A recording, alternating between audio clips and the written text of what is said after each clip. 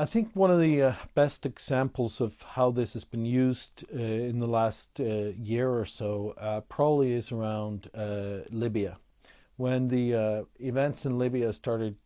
happening in late February and early March, the international community did not have very good information about what was actually happening, both inside Libya but also on the borders where all the refugees were coming out of the country.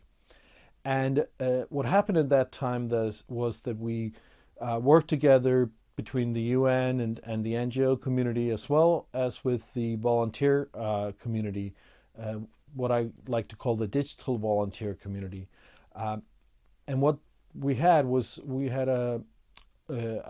was actually totaled in the end 600 volunteers who around the clock for the first month and a half we're monitoring all reports coming out from social media, traditional media, as well as from humanitarian response organizations. And we're taking those reports, categorizing them, verifying them, and then putting them on a map to make that map available to the humanitarian community to make better decisions about how to drive their operations.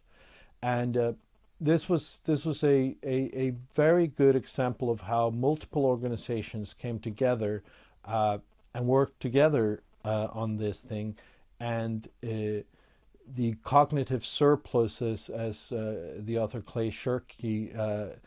calls it, of volunteers who were sitting all around the world